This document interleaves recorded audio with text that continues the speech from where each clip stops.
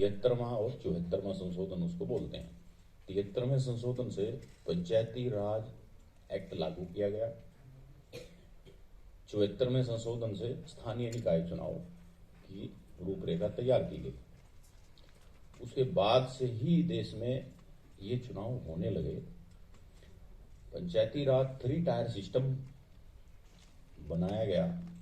ग्राम level पे sarpanch, panchayat, block level पे की थोड़े 8-10 गांव या 5-6 गांव परिस्थिति अनुसार ब्लॉक समिति, उसके बाद जिला परिषद बड़े लेवल पे। ये 3 टायर सिस्टम बोलते हैं हम इसको, ये डेवलप किया गया।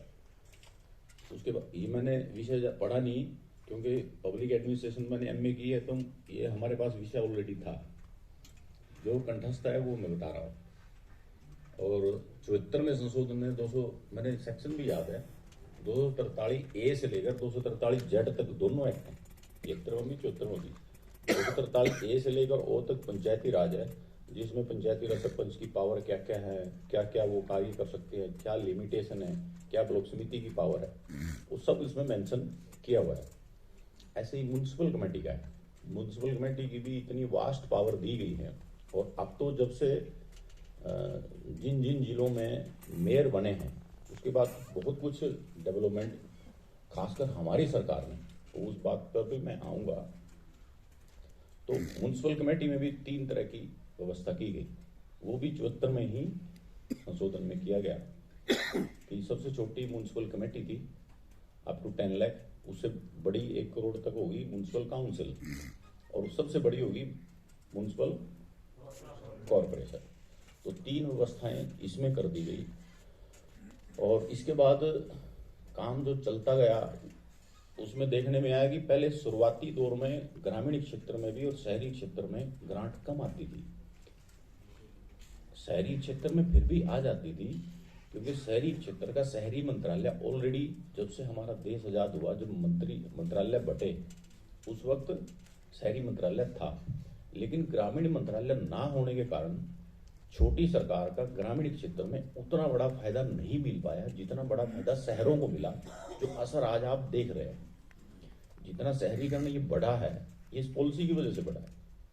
अगर ये पॉलिसी पंचायती राज शुरू से होता, जब से शहरी विकास मंत्रालय है, तो इतना तेजी से शहरीकरण नहीं होता, शहरीकरण रुकता।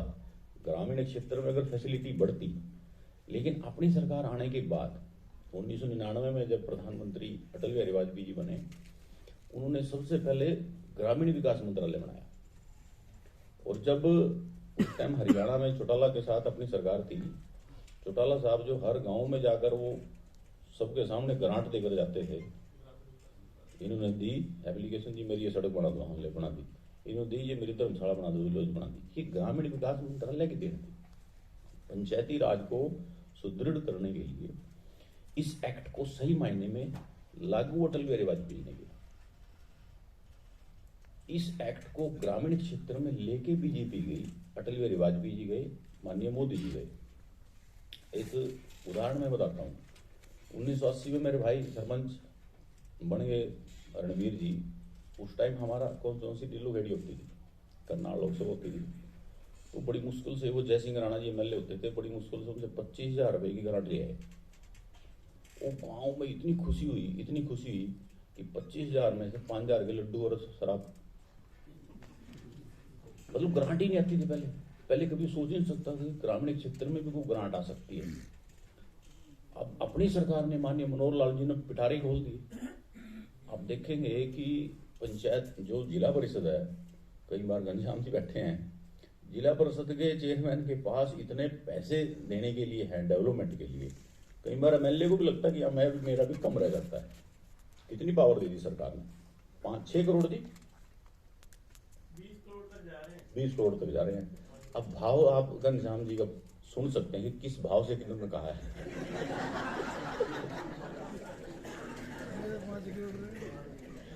पैसा मायने नहीं है, भाव मायने। तो ये माननीय मनोहर लाल जी की देन है। फिर सबसे बड़ी देन है कि माननीय मनोहर लाल जी ने कहा कि एजुकेशन आना चाहिए इस सिस्टम में। नो डाउट पंचायती राज चुनाव से थोड़ा ग्रामीण क्षेत्र में भाईचारे में फर्क पड़ता है।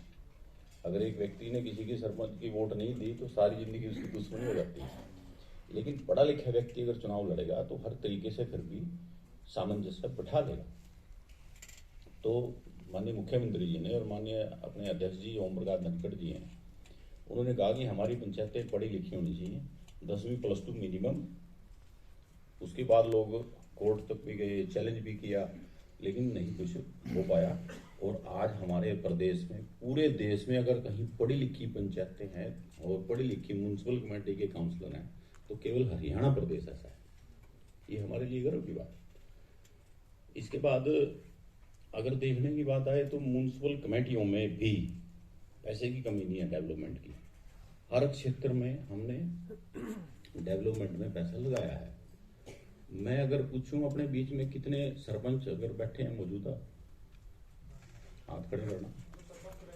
तो सरपंच 1 2 3 आप मौजूदा सरपंच है। खान साहब आप भी मौजूदा सरपंच है। तो मौजूदा सरपंच का जोनी भी है, बहुत अच्छा मेरे ख्याल से रहा होगा आपका। 5 साल बढ़िया रहे। कितनी ग्रांट आई है? कितनी? अच्छा है।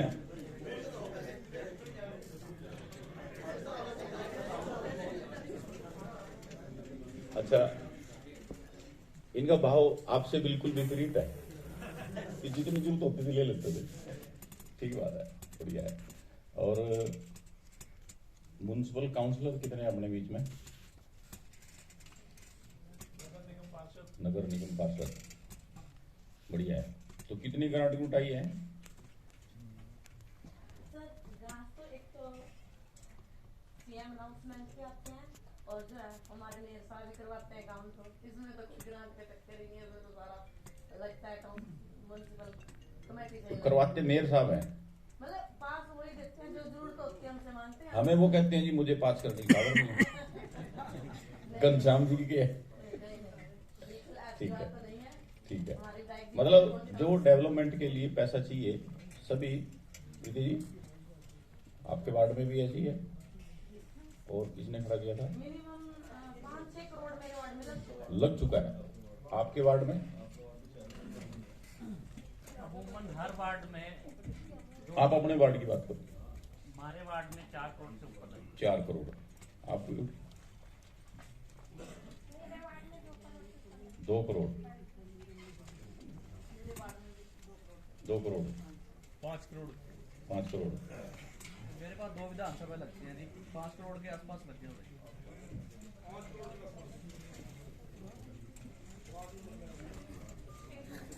6 करोड़। प्रीति जी अभी भी निकल गए। गुड। वैसे हाँ, मैं थोड़ा सा अभी मैं उस पर भी आऊंगा कि एक म्युनिसिपल काउंसलर की, एक सरपंच की मनोस्थिति, एक काम करने का टेम्परामेंट कैसे रहना चाहिए, उस पर भी ये भी हमारे विषय में है। एक तो टेम्परामेंट है एमएलए का कि एमएलए किस टेम्परामेंट से काम करवाता है। एक टेम्परामेंट है एमपी का। संगीता जी, संगीता सिंगल जी, आप भी तो एमसी रहे हो, अब भी है ना? आगे लड़ना नहीं है क्या?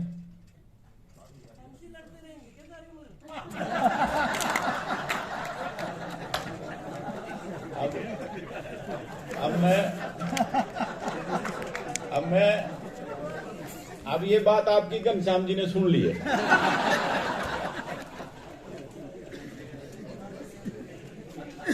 और मेरा ये काम नहीं है कि चुनाव लड़ना किससे है, पूछना जरूर है कि लड़ना चाहिए, लड़ा नहीं लड़ा। तो संगीता जी के चुनाव में मैं आया था जब भी एमसी बनी थी।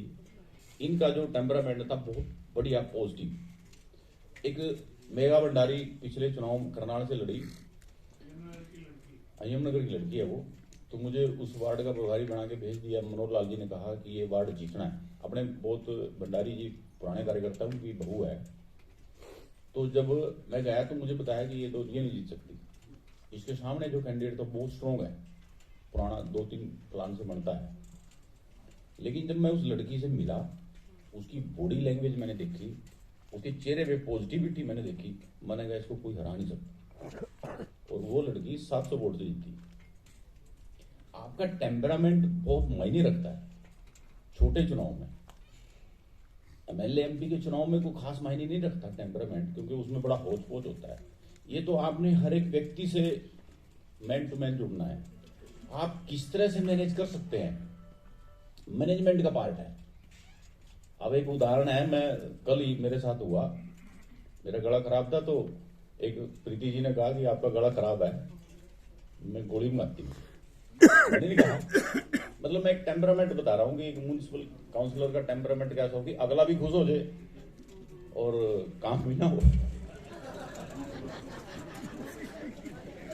तो प्रीति जी ने कहा कि मैं आपका गला खराब है, गोली मंगाती हूँ। मैंने कहा जी मंगा दो। पहली बात तो उस गोली मंगाने के बाद आज दिखी,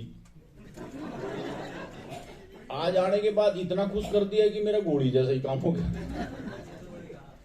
यानी कि आपका टेम्परामेंट जो है इतना पॉजिटिव हो कि अगले वाला सेटिस्फाइड, ठीक है जी हाँ। ये 2-3 तरह के मैंने एग्जाम्पल देखे। हम घूम रहे थे उधर ज्योतिसर एरिया में, तो एक समसपुर गांव है, गुजरो गांव है। मैं कंवरपाल जी को सुनाई थी बात एक बार। गुजरो गांव में तो वहां सरपंच बन लिया 5 साल लगातार, 5 प्लान से सरपंच बन रहा है, 25 साल हो गए उसको, अगला फिर लड़ेगा।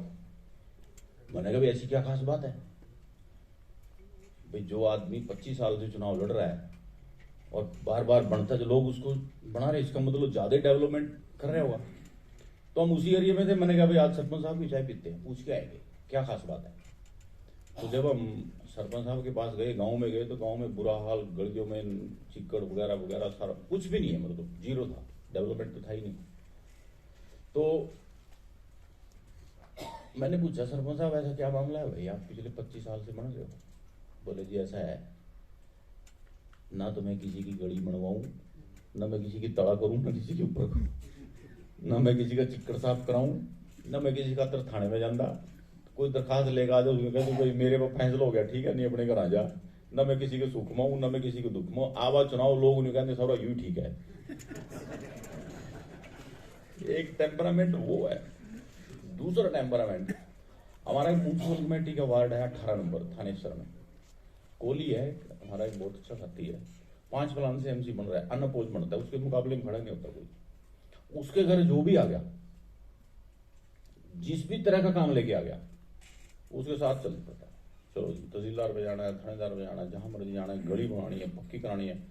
अपोजिशन में भी बंदा, आज वो 10 साल से हमारी सरकार करीब हो गई, 100 करोड़ का सबसे खास आदमी होता था वो, लेकिन उसने इस सरकार में भी पिछली सरकार से ज्यादा काम करा है, क्योंकि हम तो दे ही रहे हैं सबको।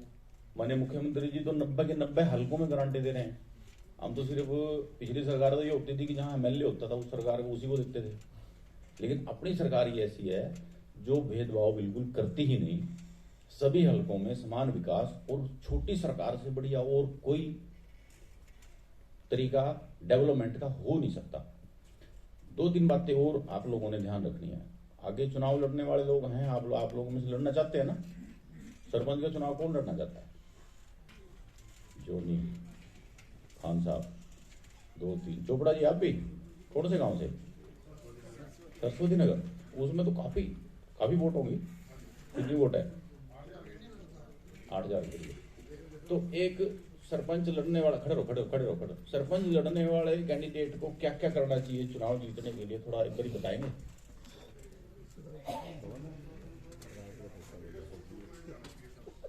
वो तो आप जानते हो, स्वभाव है आपका।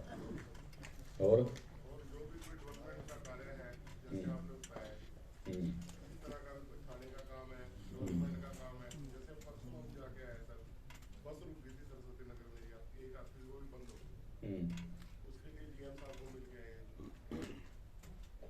अच्छा,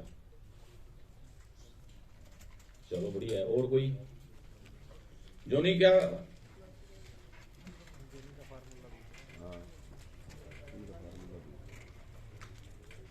हर एक के सुख दुख में साथ, और गाँव में जो भी कमी है ना जी, गाँव की वो सबको पूरा करना, जो भी यानी गाँव में चाहिए कि ये स्कूल कुछ भी जो भी जरूरत है ये सारी पूरी करनी है। लोगों के साथ हर जगह उनका काम करना, तहसील थाने में चाहे जहाँ मर्जी जाना हो जी।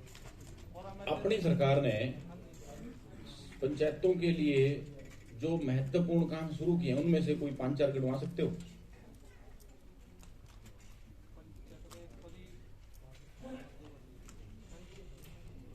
जो ऐसे काम, गली नाली छोड़ दो, वो रूटीन है, वो तो विधायक जी बनवा रहे हैं, सब बनवा रहे हैं। इसके अलावा और बड़े बड़े जो काम है, एक तो जी स्वच्छता के लिए जी उन्होंने जो सेट बना दिया जी, अब ठीक है, गीला और सूखा कचरा है ना जी, अलग अलग गाँव में सफाई रखते जी, तो सफाई कर्मचारी लग गए, गीला और सूखा कूड़ा अलग अलग, अलग अलग जिसके लिए सेट बना दिया। और गाँव में शादी ब्याह के लिए पहले स्कूल बनवा दिए सारे। तालाब की व्यायामशाला बने जी, व्यायामशाला, तालाब की सफाई होगी जी सारे गाँव में ना जी, बहुत बढ़िया, सारा उन्होंने मैंने जी 3 पॉइंट सिस्टम करके ना जी, वो सिंचाई के लिए गुड, वो सारा हो गया जी हमारे। Very good. और कोई बैठिए, आप बैठो, और कोई बता सकता है? म्युनिसिपल कमेटी का क्या है?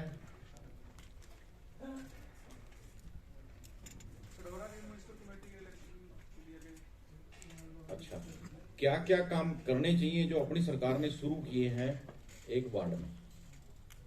वार्ड वाइज तो भी काम, अभी 3 साल से चुनाव नहीं हुए, काम तो फिर भी हो ही रहे हैं, लेकिन हम चौधरी साहब की हेल्प लेके वहाँ काम करवा रहे हैं, सड़कों नालियों के, बिजली के, कुछ भी।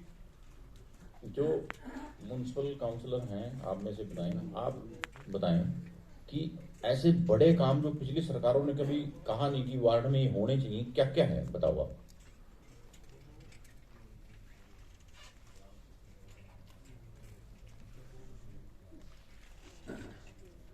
कई काम रुके हुए थे जो अब हो रहे हैं, हमारी सरकार कर रही है। बहुत काम पीछे जैसे कि रुके जैसे हुए कि अब हो रहे हैं। जैसे कि जैसे कि सड़कें पिछले पास हुई थी, सड़क नाली छोड़ दो, डिस्पेंसरी बनवाना, हम्म। कम्युनिटी सेंटर बने, अब बने हैं, हाँ जी, ये पार्क बने हैं। एक community development programme Atal Bihari Vajpayee ji ने शुरू किया था कि कम्युनिटी डेवलप हो, उनके लिए स्वास्थ्य की आवश्यकता हो। एक अटल भूजल योजना, ग्रामीण क्षेत्र में खासकर सरपंचों को ध्यान रखना चाहिए। अटल भूजल योजना के तहत आपके जो पौंड है, समस्या ये है, ये जो जितना क्षेत्र हमारा, ये ऑलमोस्ट डार्क जोन में ही माना जाता है, पानी की बहुत कमी है। पहले क्या होता था कि पानी जब जोड़ में जाता था तो जोड़ में साल में जोड़ एक बार सूखता था, या तो लोग उसमें से मिट्टी उठा लेते थे, धरती खुल जाती थी, बरसात आती थी, पानी नीचे चला जाता, ऑटोमेटिकली रिचार्जिंग होती रहती थी। लेकिन अब ऑटोमेटिकली रिचार्जिंग बंद है, क्योंकि पौंड जो हैं वो इतने चौक हो चुके हैं गाद से, पानी नीचे जाते ही नहीं। उसके लिए माननीय मुख्यमंत्री जी ने एक बहुत अच्छी योजना शुरू की है, पौंड अथॉरिटी, एक स्पेशल अथॉरिटी बनाई है कि जितने ऐसे पौंड हैं पुराने बड़े बड़े, उनको दोबारा से एक बार खुदाई करेंगे, पानी डाइवर्ट करके, और फिर वो पानी रिचार्जिंग में लेके जाएंगे। एक तो सभी सरपंचों को भी, आप लोगों ने भी बताना है, म्युनिसिपल कमेटी ने भी, कि इस योजना का अपने क्षेत्र में कैसे फायदा उठा सकते हैं, इसका ध्यान रखना है। अटल भूजल योजना जो केंद्र की योजना है, जो नाबार्ड और पूरा वर्ल्ड की बड़ी बड़ी ऑर्गेनाइजेशन इस योजना से जुड़ी है। हम क्योंकि सरस्वती हेरिटेज बोर्ड इससे जुड़ा हुआ है, तो हम इसका फायदा उठा रहे हैं। हम 4-5 रिजर्वायर अटल भूजल योजना से ही बनवा रहे हैं। बड़े बड़े रिजर्वायर हैं 20-30 एकड़ में, पौंड जिनको हम बोलते हैं, सरस्वती का पानी भी उससे हम निकालेंगे। तीसरा सबसे मेन बात है स्वास्थ्य, कि आपके क्षेत्र में CHC PHC कई बार क्या होता है कि बहुत दूर भी होता है, वो भी आप मैनेज कर सकते हो। चौथा सबसे बड़ी बात है कि पीने के लिए पानी जो है हर घर में, माननीय प्रधानमंत्री जी का हमारा टारगेट है कि पीने का पानी जो है हर निचले लेवल तक हर घर में चला जाए। कटारिया जी पिछली बार जल शक्ति मंत्री थे, अपने लोकसभा के यहाँ से सांसद हैं, तो उन्होंने भी इस विषय में बहुत अच्छा काम किया है। आप लोग, जल जीवन मिशन तो है ही है हमारा, जगमग योजना में मुझे लगता है कि आपके जिले में जगमग योजना तो सफल होगी, उधर तो दिक्कत है थोड़ी, आपके जिले में तो सफल है। हाँ, लालडोरा पंचायत का बहुत बड़ा एक डीका गांव पड़ता है, डीका, जहाँ कांग्रेस के राज तक, जगाधरी में नहीं, आजादी के बाद 2014 तक वहाँ लाइट नहीं थी। उसके बाद माननीय मनोहर लाल जी के प्रयासों द्वारा वहाँ लाइट बीजेपी के द्वारा। अच्छा यूपी वाले हरियाणा में पड़ता है। हाँ जी, अच्छा, वो ये एक तो ऐसा घनश्याम जी को region है बताइए। जहाँ लाइट नहीं है। चलो बहुत बढ़िया। इसके अलावा और कोई ऐसी जिसने बड़ा काम गांव में हुआ हो, चाहे वो बलवंत जी बैठे हैं इनके क्षेत्र में हो, घनश्याम जी के क्षेत्र में, जगाधरी में, रादौर में, तो बड़ा ऐसा काम हुआ है? मेरे गांव में ना जी एक रास्ता पड़ता है छतरनाड़ा से, लोग माननीय विधायक जी की कृपा से ना जी वो चल गया जी। आजादी के बाद पहली बार हम गड़ी गोसाई के लिए हमारा रास्ता खुला, विधायक जी? क्योंकि बलौर सिंह अच्छा, आपका गांव है? खानपुर जी। अच्छा, उसमें से चुतंग निकलता है। एक बात मैं बता दूं आपको, कोई पूछ भी ले, चुतंग को अपन ने अपने अंडर ले लिया है। चुतंग जो है वो सरस्वती हेरिटेज बोर्ड के अंडर है, और हमने उसकी नोटिफिकेशन करा दी है कि ये सरस्वती का पार्ट है, सरस्वती की ट्रिब्यूटरी है, सरस्वती की शाखा है। तो इसका जो पानी है, इसका पानी भी हम इस्तेमाल करेंगे, और इसका जो रास्ता है अपने पानी के लिए इस्तेमाल करेंगे। ऐसी योजना हमारी बन गई है, माननीय मुख्यमंत्री जी ने नोटिफिकेशन कर दिया। 2-3 बातें और हैं।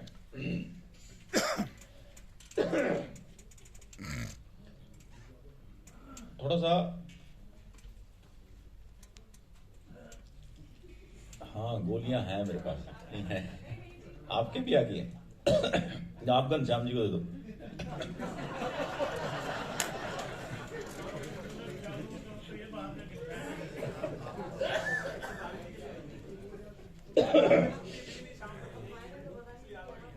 तो पेशेंस, परसुएंस, प्रेजेंस। छोटी सरकार में क्या होता है कि एक व्यक्ति की पेशेंस, धैर्य है।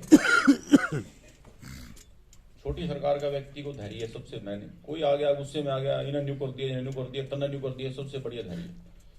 ये आपको सीखने के लिए आपका जो जिले में नेतृत्व है उससे बढ़िया कोई नहीं है। घनश्याम जी में इतना पेशेंस देखा मैंने, बलवंत जी को कुछ कह दो, कंवरपाल जी इतने शांत रहते हैं। ठीक है, कोई आ गया दुखी है, राजनीति में है तो दुखी लोग ही आते हैं हमारे पास। आपने सबसे पहले पेशेंस से उसकी बात सुननी है। नंबर 2 परसुएस, उसके काम को परसू करना है, कि हमने उसके काम को टालना नहीं है। हमारे क्षेत्र में 4-5 MLA ऐसे हैं, बेचारे हार गए बड़े अंतर से। कोई भी शिकायत लेके उनके पास जाता था तो कह देते थे कि हाँ डायरी में नोट करूंगा। जो विधायक या MC या सरपंच डायरी में नोट करना शुरू कर गया वो दिक्कत होती है। उसी टाइम परसू करो, होगा जो होगा उसका भाग्य है। आपने अपनी तरफ से छोड़ना नहीं है। प्रेजेंस, हर सुख दुख में प्रेजेंस आपकी जरूरी है। बलवंत जी कल चले गए, बोले जी शादी थी, बरकत थी, मैंने कहा जी वो तो हमारी भी होती है, लेकिन जैसे ये वर्ग है, इस वर्ग में तो हमने सबने रहना है। बहुत लोग, कल 160-68 के करीब संख्या थी कल, तो जिलाध्यक्ष ने और पूरी टीम ने प्रदेश की योजना से इतना बड़ा सिस्टम हमने खड़ा किया है। कितने अच्छे अच्छे वक्ता कल आए, हमने सबको सुनना ही चाहिए। आज भी संजय शर्मा जी हमारे बीच में आ चुके हैं, और भी वक्ता हैं हमारे बीच में, हमने सबको सुनना ही चाहिए। पॉलिटिकल व्यक्ति का थोड़ा टेम्परामेंट, मेरे दादाजी का ही कहना था कि आदमी वो जो बैठ के ना उठे, औरत वो जो लेट के ना उठे। मैंने कहा जी ये कौन सा सवाल होकर बता। मैंने कहा जी पता नहीं, 2-4 दिन मेरे मजे लिए, तो मैं कहाँ होना था कि आदमी वो जो बैठ के ना उठे, औरत वो जो लेट के ना उठे। ये राजनीति का एक उन्होंने कहा कि मेरा नाम भी उन्होंने रखा था दुम्मन सिंह, बोले घूमने फिरने वाला तेरा नाम दुम्मन। तो उन्होंने बताया कि आदमी को, इंसान को, खासकर पॉलिटिकल व्यक्ति को वहीं बैठना चाहिए किसी उठ ना सके। मान लो आप सपड़ा जी की कुर्सी बैठ गए, सपड़ा जी जिलाध्यक्ष हैं, घनश्याम जी MLA हैं, यहाँ आकर बैठ देंगे तो उनको उठना पड़ेगा ना। लेकिन अपनी स्थिति पे बैठेंगे तो नहीं, एक टाइम ऐसा होगा घनश्याम जी बैठेंगे, उनकी कुर्सी पे कोई ना बैठे तो कौन उठेगा ना, आपको उठा सकता कोई। सबसे पहली बात ये पहचानना कि आप जिस कुर्सी पर बैठे हैं उस कुर्सी पे आपको कोई उठा ना सके, ऐसी जगह ही बैठना चाहिए। औरत वो जो लेट के ना उठे। अब क्या है कि कई औरत, पता, मैंने एक बार रोजी जी को शायद सुनाया था, मेरे से नाराज भी हो गई थी।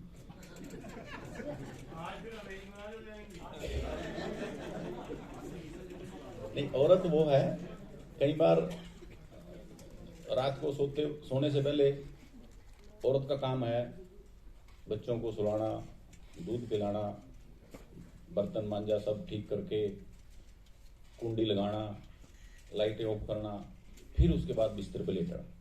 कई औरतें क्या होती हैं जी, 8 बजे बिस्तर पड़ जाएगी, अरे दरवाजा ला दिए, ये फलाने ने दूध दे दिए, फलाना रोटी दे रहा है, उन्होंने रोटी दे दी है। औरत वो जो सारा काम निपटा के लेट जाए, उसको बाद उसको उठना ना पड़े। मैंने बाबा जी कहा भाई वाकई में बात तो आपकी काबिल गौर है, इसमें कोई दुराई नहीं है। दूसरा, एक एडमिनिस्ट्रेशन का सिद्धांत है कोऑर्डिनेशन कोऑपरेशन। कोऑर्डिनेशन कोऑपरेशन से टीम बनती है आपकी। अगर आप कोऑर्डिनेशन रखेंगे टीम के साथ और कोऑपरेशन रखेंगे, तो कोऑर्डिनेशन कोऑपरेशन में भी एक बहुत बड़ा अंतर है। एक उदाहरण मैं बताता हूं, एक परिवार के उदाहरण, ये परिवार के उदाहरण है, इन्हीं से राजनीति चलती है, इन्हीं से हमारा समाज चलता है। एक बेटा आईएएस की तैयारी कर रहा था, तो उसकी मदर ने कहा कि बेटा तू जल्दी सो जाना, सुबह तेरा पेपर है। बेटे ने सुबह 4 बजे का अपने सिस्टम से 2 बजे तक वो पढ़ा, 4 बजे का अलार्म लगा लिया और 4 बजे अलार्म लगा के वो सो गया। अब उनके घर में कोऑपरेशन कितना है? पापा आए, पापा ने पूछा कि बेटा, बोला वो तैयारी कर रहा था, बढ़िया है, बस वो अभी सो गया है मेरे ख्याल से। तो पापा उसके कमरे में गए, उन्होंने कहा भाई पता नहीं तड़की लेट ना उठ जाइए, सुबह इसका पेपर है। उसका 4 बजे का अलार्म उन्हें 3 बजे कर दिया। थोड़ी देर में उसकी बहन आ गई तो उन्होंने देखा कि भैया का सुबह पेपर है, इतनी जल्दी सो गया, तो पेपर उठे क्या होगा, तो आधा घंटा उसने घटा दिया। 2 बजे सोया था, उसका अलार्म बज गया, 2:30 बजे उठ गया। अब इस घर में कोऑपरेशन तो है, कोऑपरेशन पूरा है, एक दूसरे का सहयोग कर रहे हैं, देख रहे हैं भाई का पेपर है, लेकिन कोऑर्डिनेशन नहीं है। अगर आपका कोऑपरेशन है, एक दोस्त के साथ कोऑपरेशन है, कार्यकर्ता के साथ कोऑपरेशन है, आपका लीडर के साथ कोऑपरेशन है, लेकिन कोऑर्डिनेशन भी उतना ही जरूरी है। अदरवाइज आपका बीच का सिस्टम टूट जाएगा, और बीच का सिस्टम टूटेगा तो राजनीति में बहुत सा बीच में गैप हो जाता है। हमने तो प्रैक्टिकल देखा है, इस कोऑर्डिनेशन कोऑपरेशन के चक्कर में बहुत कुछ बातें हमने सीखी हैं। घनश्याम जी बहुत कुछ सिखाते रहते हैं हमारे को। 2 नीति हमारे इतिहास में, मतलब ये बातें मैं इसलिए बता रहा हूं कि इस छोटी पंचायत में बहुत जरूरी है। एक शल्य नीति, एक विदुर नीति। शल्य नीति क्या थी, एक इसके बाद बात और बता के मैं अपनी बात खत्म करूंगा। शल्य नीति क्या थी, महाभारत के युद्ध में शल्य बहुत बड़ा राजा था, मामा था पांडवों का, लेकिन कौरवों ने जालसाजी में फंसा के अपनी तरफ काबू कर लिया। मजबूत आदमी था, लेकिन हुआ क्या कि बकाबू के उसको कर्ण का सारथी बना दिया। अब वो उसको बात महसूस हुई कि मैं सूत पुत्र का सारथी हूं, उसको ये नहीं पता था ये कितना बड़ा योद्धा है। तो जैसे युद्ध में जाता था, कर्ण बोलता था कि रथ उधर ले चल, अर्जुन की तरफ ले चल, अर्जुन को मारेंगे। शल्य बोलता तेरे पल्ला नहीं है कुछ भी, तू नहीं मार सकता, चल उधर चलते हैं, भीम की तरफ चलते हैं, या उसकी ऐसे की तरफ बोल देते। फिर कहता युधिष्ठिर की तरफ चल, अरे नहीं तेरे बस का नहीं है, युधिष्ठिर तो बहुत बड़ा योद्धा है। यानी कि वो उसने नीति बना ली कि मैंने इसको डिमोरलाइज करना है। अपने नजदीक के ऐसे साथियों से सावधान रहना है जो आपको डिमोरलाइज करते हैं। बड़ी बात है, कुछ 2 तरह की राजनीति है, एक ज्यादा डिमोरलाइज करने वाले हैं, एक ज्यादा सी झूठी तारीफ करने वाले हैं। दोनों से सावधान है। इस छोटी पंचायत से हम सीख के आगे बढ़ते हैं। कई बार सूझबूझ वाला साथी आप कई बार ऐसे आगे बढ़ा दिया। मैं संवाद साल का प्रदेश संयोजक बना, तो मैंने कटारिया जी को कहा जी पंचकुला में एक जिले का संयोजक चाहिए, अब संयोजक दे दो। उन्होंने बोला तेरी प्रजा ही बैठी, इससे कर ले बात। बंतो जी ने बात करी, बंतो जी ने कहा जी हाँ दे देती हूँ। उन्हें एक कार्यकर्ता का नाम दे दिया, महिला थी वो, और नाम नहीं मैं बताऊंगा, आप जानते ही होंगे। मैंने उनको फोन किया, मैंने कहा ऐसे ऐसे है जी, आप भेजिए 2 अपने सह संयोजक बना लो। मतलब ये बात मैं इसलिए बता रहा हूँ कि आपने सिस्टम को सारे को समझना है। और कई बार आप ऐसा कार्यकर्ता आगे बढ़ा देते हैं, उसको सिस्टम को समझने में भी टाइम लग जाता है। तो मैंने उनको कहा जी आप 2 सह संयोजक बना लो और फिर उसके बाद मेरे से मिल लेना। तो जी अब तक आपके पास टाइम है। 1 हफ्ते के बाद मैं कुदरती कटारिया जी के पास चला गया। जैसे ही कटारिया जी के घर गया तो कटारिया जी मेरा क्या हाथ जोड़े करे, वो गुरु जी इतना तो मरवा दिया मैंने कहा जी क्या हुआ? बोला वो आई थी तेरी कार्यकर्ता संयोजक तेरी जिले की मकान, तन्ना उसने कहा होगा भी 2 सह संयोजक बना ले।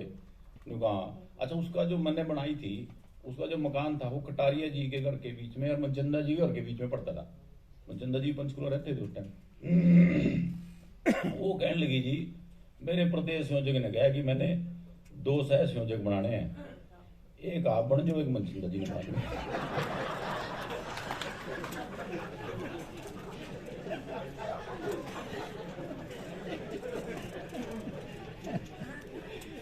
तन्ना तेरी संयोजक का नाम तो 0 कर दिए।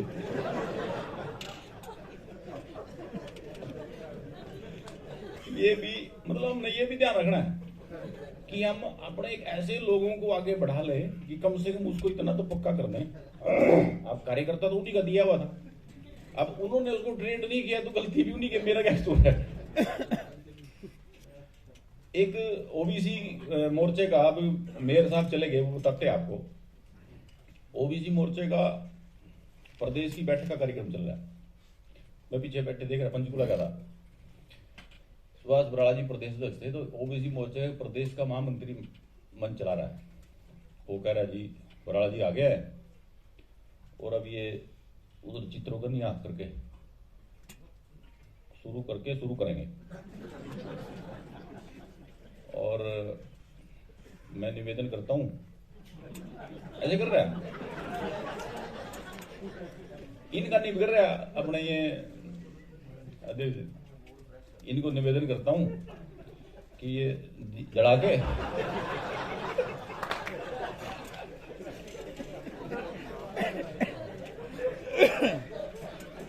ऐसे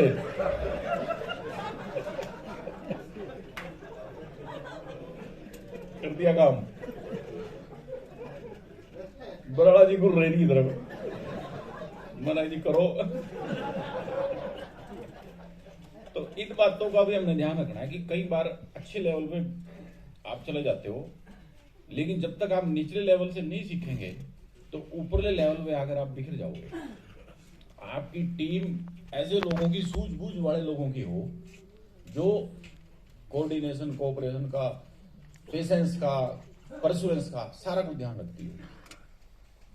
तो मुझे लगता है कि मेरा टाइम हो गया है और आप लोगों ने मेरी बात सुनी। हाँ, विदुर नीति है। विदुर नीति राजनीति का पहला गुर है। लोग कहते हैं चाणक्य नीति पहला गुर है, लेकिन वाकई में विदुर नीति राजनीति का पहला गुण है। विदुर हमेशा पांडवों को एक कदम पीछे हटाता था, जिसकी वजह से उनकी जीत हुई। भगवान श्री कृष्ण ने, जब भगवान श्री कृष्ण संदेश लेकर उनके कौरवों के पास आए तो दुर्योधन ने कहा कि इनको हम अपने पास रखेंगे, इनको रोकेंगे और इनको हम अपने काबू में कर लेंगे। तो उन्होंने कहा नहीं, मैं विदुर के पास रुकूंगा। तो भगवान श्री कृष्ण ने पूछा विदुर से कि आपने कैसे इतना बड़ा, इतने धूर्त लोगों के बीच में इन पांडवों को कैसे बचा के रखा? कहने लगा एक ही सूत्र था कि मैं इनको हमेशा से एक कदम पीछे हटने के लिए बोलता था। अब वो एक कदम पीछे हटना, शेर से भी हम सीख सकते हैं कि वो एक कदम पीछे हटके ही लंबी छाल लगाता है। दूसरा सेफ्टी पॉइंट ऑफ व्यू से राजनीति में सबसे बड़ी बात होती है, कई बार आपको एक कदम पीछे हटना आपको इतना ऊपर ले जाता है, आप अंदाजा लगा सकते हैं। बहुत बड़ा, यानी कि ये विदुर नीति थी कि आपको और राजनीति में खासकर इसमें जिद का मामला तो है ही नहीं। जीतना तो कोई समस्या है, किसी समस्या का हल ही नहीं है। अभी पीछे आंदोलन को लेकर जो मामला चला, फिर जीरी वाला मामला आ गया, फिर खाद वाला मामला आ गया, तो मुख्यमंत्री निवास पर मेरी किसी साथी से बात हो रही थी। मैंने कहा आप भी हमारे एक मंत्री वाली बात करते हो कई बार, ये रिकॉर्ड न करना भाई।